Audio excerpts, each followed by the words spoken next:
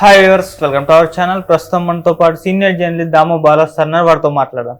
నమస్కారం సార్. నమస్తే సార్, ఆంధ్రప్రదేశ్లో కూడా ఉచిత బస్సు సౌకర్యం కల్పిస్తామని చెప్పేసి ఆ మధ్య చంద్రబాబు నాయుడు గారు హామీ ఇచ్చారు. అయితే ఇప్పుడు రవాణా శాఖ మంత్రి గారు ఉచిత బస్సు ఉండదు అని చెప్పేసి ఒక స్టేట్మెంట్ ఇచ్చినట్టుగా వార్తలు అయితే వస్తున్నాయి. నిజంగా ఆయన స్టేట్మెంట్ ఇచ్చారు. మరి ఉచిత బస్సు సౌకర్యం ఉంటుందా ఉండదా సార్ ఆంధ్రప్రదేశ్లో? ఆంధ్రప్రదేశ్ సంబంధించి పథకాలలో అనేక కన్ఫ్యూజన్స్ ఉన్నాయి. ఇప్పటి వరకు అయితే మనకి పెన్షన్ మాత్రం ఈరోజు అమలైంది. ఆయన చంద్రబాబు గతంలో ఏం చెప్పాడు అది అమలు చేస్తున్నాడు. 1000 రూపాయలు పెంచుతానన్నాడు. అట్లాగే 3 నెలలు 1000 కూడా యాడ్ చేసి ఇప్పుడు ఇస్తానన్నాడు. 7000 ఈరోజు ఇస్తున్నారు. అది ఒక విజయం. రెండవ విజయం ఏంటంటే జగన్ లాగా ఇంటి దగ్గరికే పథకం తీసుకెళ్ళి ఇవ్వడం డబ్బులు అనేవి.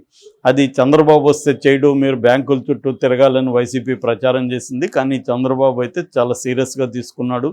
జగన్ ఎలా చేశాడో అంతకంటే నేను బెటర్గా చేస్తున్నాను అన్నట్టుగానే నిరూపిస్తున్నాడు. అందులో ఏమాత్రం డౌట్ లేదు. దాదాపు 4000 పైన కోట్లు, 4000 కోట్ల పైన పెన్షన్లు ఇవ్వడం అనేది దేశంలోనే ఫస్ట్ అన్న రికార్డు కూడా చంద్రబాబుకే దక్కింది.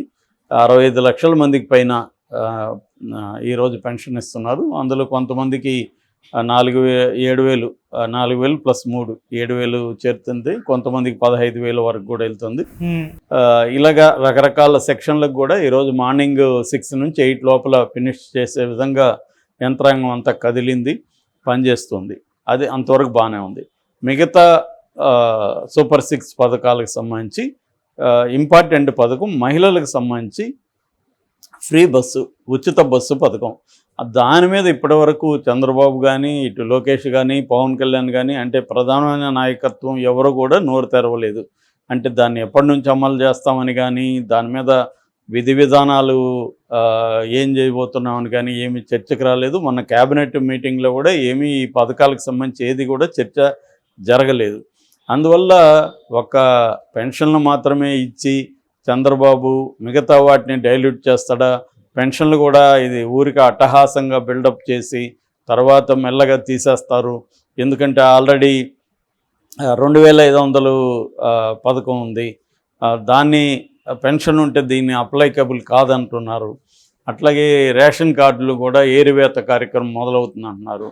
ఎందుకంటే ప్రతిదానికి రేషన్ కార్డు అనేది ఇంపార్టెంట్. సో ఇలాగా మెల్లమెల్లగా చంద్రబాబు డైల్యూట్ చేస్తాడనే విమర్శ అయితే ఉంది. అది ఆయన నిరూపించుకోవాల్సిన అవసరం ఉంది. ఎందుకంటే అది ఆల్రెడీ అప్పులు జగన్ మీద వీళ్ళ విమర్శలు ఏంటి, తెలుగుదేశం వాళ్ళది. జగన్ సంక్షేమ అప్పులు చేసి జనాలకు ఇస్తున్నాడు, దీనివల్ల రాష్ట్రం శ్రీలంక అయిపోతుంది, వెనుజులా అయిపోతుంది అంటూ ప్రచారాన్ని విపరీతంగా చేశారు ఒక దశలో.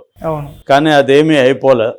శ్రీలంక అయిపోలేదు, రాష్ట్రం వెనుజులా కూడా అయిపోలే, బాగానే ఉంది. మరి ఇప్పుడు తను అంతకంటే ఎక్కువ ఇస్తున్నాడు. జగన్ 70,000 కోట్లు పర్ ఇయర్ ఇస్తే చంద్రబాబు 1,20,000 కోట్ల పైన పర్ ఇయర్ ఇవ్వాలి.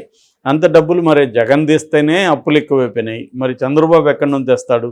ఇప్పటికే 10 రోజుల్లోనే 7,000 కోట్లు అప్పు చేశాడు చంద్రబాబు. సో ఇంకా అప్పులు అవుతుంది. ఈ అప్పులు అనేవి ఇప్పుడు ఇక్కడ కూడా మనం చూస్తే 6 నెలల్లో దాదాపు 30,000-40,000 కోట్లు ఇక్కడ కూడా అప్పు అయిపోయింది.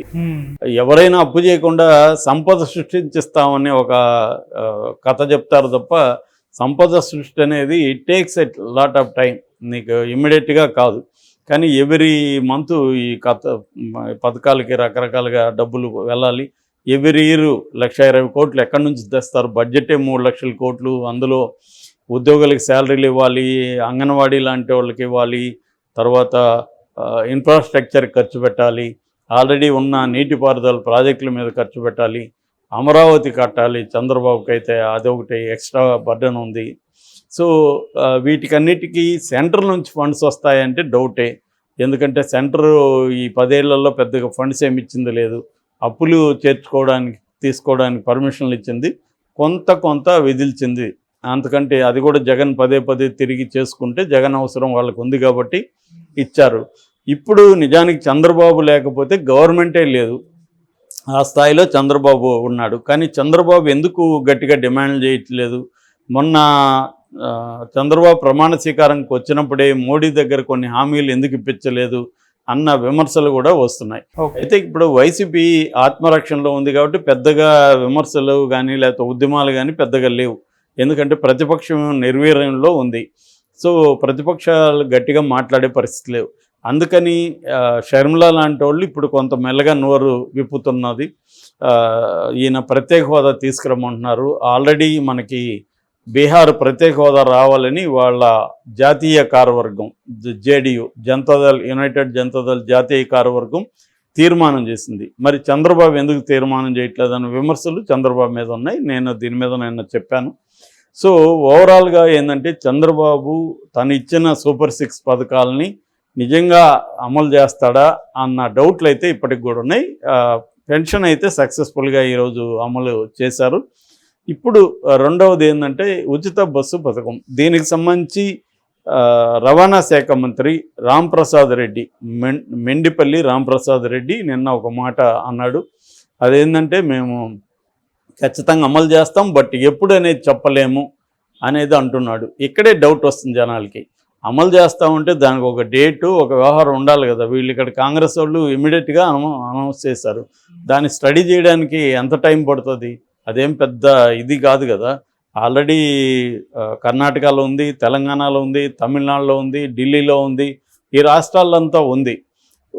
చేయాల్సింది ఏంటంటే ఏ రాష్ట్రంలో ఎలా అమలు అవుతుంది. ఫర్ ఎగ్జాంపుల్ తెలంగాణలో ఎలా అమలు అవుతుంది? ఓన్లీ పల్లె వెలుగు ఎక్స్ప్రెస్ బస్సులకు మాత్రమే ఇచ్చారు, మిగతా బస్సులకి ఇవ్వలేదు.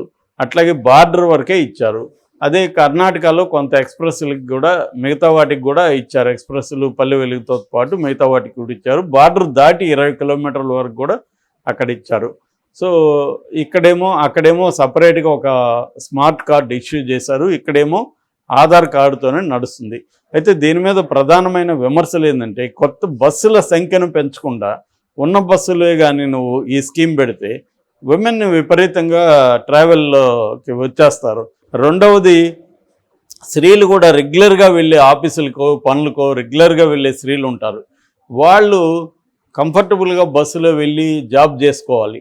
అట్ట కాకుండా ఈ కిక్కిరిసి సీట్లు లేకుండా కొట్టుకొని గందరగోళం మీద వాళ్ళు టయానికి వెళ్ళలేరు. ఆఫీసులకి వెళ్ళినా కూడా ఆ రోజు పని చేయలేరు. ఎందుకంటే ఒళ్ళు హోనం అయిపోతుంది వాళ్ళకి. సో అందువల్ల వాళ్ళందరూ కూడా దీని మీద విపరీతంగా విమర్శలు పెడుతున్నారు. బాబు దాని బదులు మేము డబ్బులు ఇస్తాం, బస్సులు ఎక్స్ట్రా వేయండి, ఆ బస్సులో మమ్మల్ని ఎక్కించండి, మేము మంచిగా డబ్బులు ఇచ్చి మేము వెళ్ళి మా జాబులు చేసుకుంటాం, ఈ టార్చర్ ఏంది మాకని వాళ్ళు విమర్శిస్తున్నారు. ఎందుకంటే ఫ్రీ అనేసరికి పనున్నా లేకపోయినా ఫ్రీనే కదా వెళ్ళొద్దాం అని సరదాగా అని వెళ్ళి రావడం, ఎక్కడో ఏదో అమ్ముతున్నారంటే వెళ్ళి రావడం, ఇలాగా వాళ్ళు అవసరం ఉన్నా లేకపోయినా జర్నీస్ అనేవి పెరిగాయి. అట్లాగే బంధువుల ఇళ్ళకి వెళ్ళొద్దాంలే ఏముంది అని అవసరం ఉన్నా లేకపోయినా వెళ్ళి రావడం, ఇది పెరిగింది. దీని మీద మనం చాలాసార్లు చెప్పుకున్నాం, జోకులు కూడా వచ్చాయి, మీమ్స్ జోక్స్. ఇది ఇప్పుడు ఆంధ్రప్రదేశ్లో కూడా సేమ్ వస్తే రివర్స్ వస్తుంది, చంద్రబాబు మీద నెగిటివ్ అయ్యే అవకాశం ఉంది. ఓకే. రెండోది ఏంటంటే నేను ఇప్పుడు చెప్పిన 3 స్టేట్లకు కూడా ఆంధ్రప్రదేశ్ బార్డర్, తమిళనాడుకి బార్డరు, కర్ణాటకకి, ఇటు తెలంగాణకి.